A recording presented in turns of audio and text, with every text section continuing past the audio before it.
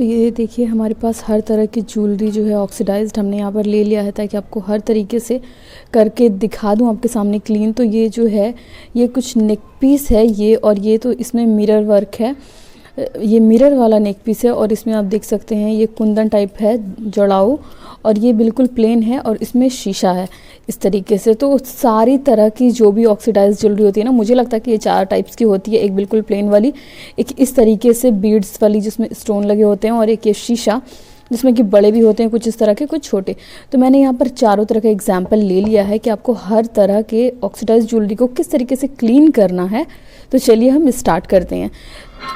आपको silver foil ले लेना है, इसे हम कट कर लेंगे क्योंकि एक बोल में हमने जो है सिल्वर फॉइल को अच्छी तरीके से रखना है। उस अकॉर्डिंग यहाँ पर आपका जितना बड़ा भी बोल है आप उस अकॉर्डिंग ले लीजिए। तो मुझे लगता है कि मेरा जो है थोड़ा सा बड़ा है, क्योंकि हमारे पास ज्वेलरी ज़्यादा है, तो मैं थोड़ा सा इसे बड़ा कट करूँगी।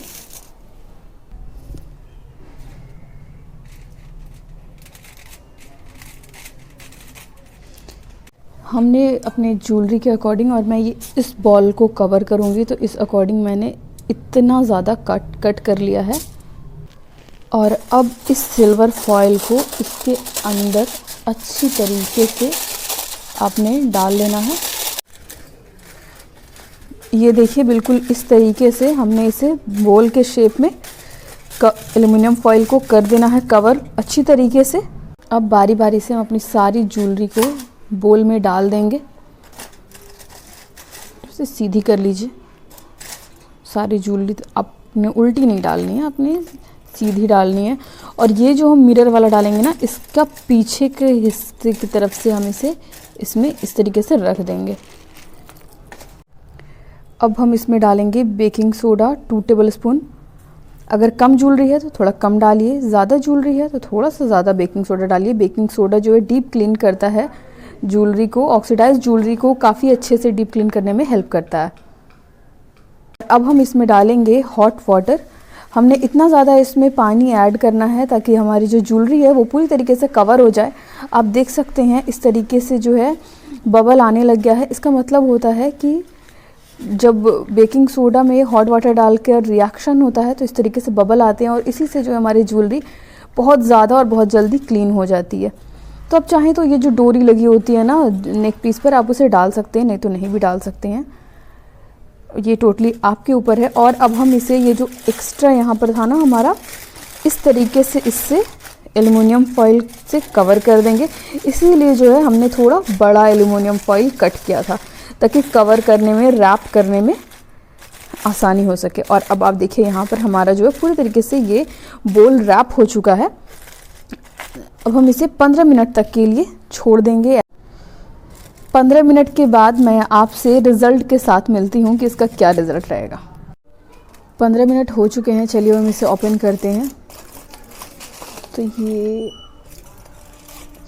अभी पानी थोड़ा गर्म ही है क्योंकि हमने हाथ डाला था। और आप यहाँ पर देखिए ये जो गंदगी है ये थोड़ी थोड़ी जम गई है ना। ये देखिए कितने अच्छे तरीके से यहाँ पर क्लीन हो रहा है। अब हमने यहाँ पर क्या करना है, इस पार्ट पर ब्रश से क्लीन करना है।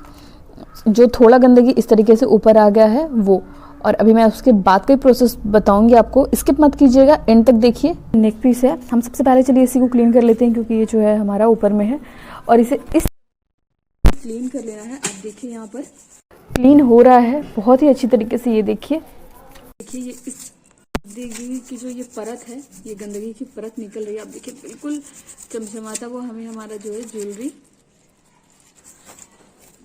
एजेस बिल्कुल आपने अच्छी तरीके से ध्यान से आराम से क्लीन कर लेना है।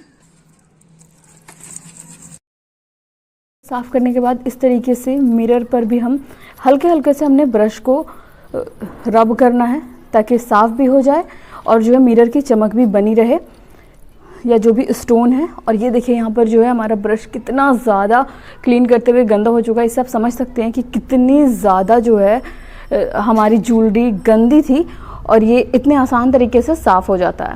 चलो अब हम चलते हैं इसके अगले प्रोसेस पर। तो इस पानी से निकाल कर हमने इसे जो है ठंडे पानी में फिर से डाल देना। किसी भी बर्तन या जग में आप पानी ले लीजिए ठंडा, और उसमें ज्वेलरी को डालकर निकाल लीजिए। यहाँ पर काफ़ी अच्छी तरीके से वॉश हो जाता है। वॉश करने के बाद कोई भी इस तरीके से टॉवेल या फिर कॉटन पर रख कर आपने अच्छी तरीके से ज्वेलरी को फ़ौरन ही क्लीन कर लेना है। अभी जिस प्रोसेस से हमने वो वाला नेक पीस क्लीन किया है, इस बीड्स वाले कुंदन वाले नेक पीस को भी हम बिल्कुल सेम प्रोसेस से क्लीन करने वाले हैं। आप यहाँ पर चाहें तो कोई भी माइल्ड सोप लेकर भी कर सकती हैं, लेकिन मैं बिल्कुल उसी वाटर में क्लीन कर रही हूँ और क्लीन हो जाता है। आप यहाँ पर कोई भी एक्स्ट्रा माइल्ड शैम्पू ले लीजिए या फिर सोप का यूज़ करके भी क्लीन कर सकती हैं। अब यहाँ पर मैं आपको एक प्रोसेस बताती हूँ। अगर बहुत ही ज़्यादा गंदगी है आप ऑक्सीडाइज ज्वेलरी में और क्लीन नहीं हो रहा है, तो उसके लिए जो है आपने, और अगर इस तरीके से बीड्स वाले हैं तो आपको सिंपली कोई भी सोप में इस ब्रश को हल्का सा रब करना है या फिर सर्फ में, और आप इस तरीके से हल्के हल्के से कर दीजिएगा ना रब, तो वो क्लीन हो जाता है। लेकिन मैं यहाँ पर सिर्फ सोडा वाटर से ही कर रही हूँ। आप देखिए कितनी ज़्यादा गंदगी जो है निकल रही है सिर्फ सोडा वाटर से, तो मुझे नहीं लगता कि ज़रूरत पड़ेगी। अगर आपकी ज्वेलरी है बहुत ज़्यादा तो आप उस तरीके से कर लीजिए। और इसके बाद एक और मेथड है जिससे कि बहुत ज़्यादा जो भी गंदगी है ना ऑक्सीडाइज ज्वेलरी में वो फ़ौरन क्लीन हो जाती है। आप देखिए ये जो सोडा वाटर है कितना ज़्यादा गंदा हो चुका है हमारी ज्वेलरी को क्लीन करते करते। इससे आप समझ सकते हैं कि कितनी ज़्यादा गंदगी ज्वेलरी से निकली है। और अब ये है ब्लैक वाला, ये सोडा वाटर से भी क्लीन नहीं हुआ, तो इसके लिए हम, ये देखिए ये बहुत ज़्यादा गंदगी है इसमें, ये क्लीन नहीं हो पाया उससे भी। तो अब जो है हम इसमें यहाँ पर वाइट वाला पेस्ट कोलगेट यहाँ पर मैं इसमें अप्लाई करूँगी। आपने अच्छी तरीके से इसमें कोलगेट को लगा लेना है, क्योंकि जो बहुत ज़्यादा ऑक्सीडाइज ज्वेलरी गंदी हो ना और वो इस तरीके से क्लीन नहीं होती, तो इसके बाद आप ये वाला, ये सेकंड आपका प्रोसेस है। इस प्रोसेस के बाद रिज़ल्ट आपको 100% मिलेगा ही। ये जो 10-15 साल पुरानी हो जाती है ना ज्वेलरी, उसके लिए ये है। और बाकी वो सब तो आपने देखा है कि कितना जल्दी क्लीन हो गया। तो ये बिल्कुल आपने इस तरीके से पेस्ट लगा देना है और इसे बस 5 से 7 मिनट के लिए हम रेस्ट करने के लिए छोड़ देंगे।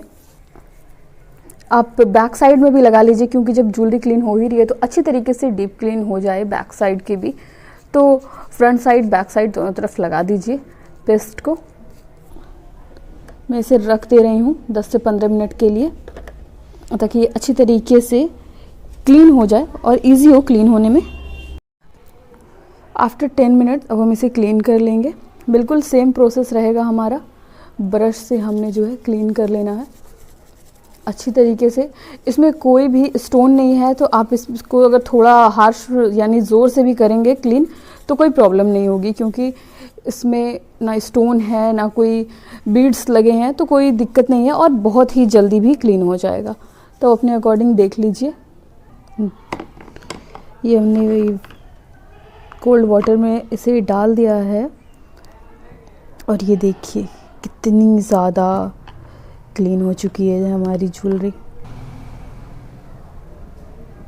अब हम ज्वेलरी को अच्छी तरीके से पोंछ लेंगे, इसे ड्राई कर लेंगे ताकि ज़रा भी नमी ना रहे। ये देखिए बिल्कुल न्यू हमारी जो है ज्वेलरी हो चुकी है, चमचमाती ज्वेलरी। इस पर जो है ये स्टोन है, इसलिए हमने इसमें अभी यहाँ पर कोलगेट यूज़ नहीं किया है। इसका मुझे यही कलर सही लग रहा है। अगर आपने इस तरीके से बिल्कुल क्लीन करना है तो आप कोलगेट का यूज़ कर लीजिए। बिल्कुल इस तरीके से चमचमाता हुआ आपका ऑक्सीडाइज ज्वेलरी रेडी हो जाएगा। देखिए कितना ज़्यादा जो है क्लीन हो चुका है। वाव, बिल्कुल लग नहीं रहा ना कि पुराना और उस तरीके का वैसा सा था ये। वीडियो अगर अच्छी लगी हो तो लाइक कीजिए, सब्सक्राइब कीजिए, शेयर कीजिए। मिलते हैं हम फिर एक नए और इंटरेस्टिंग वीडियो के साथ। तब तक अपना ख्याल रखिए। बाय।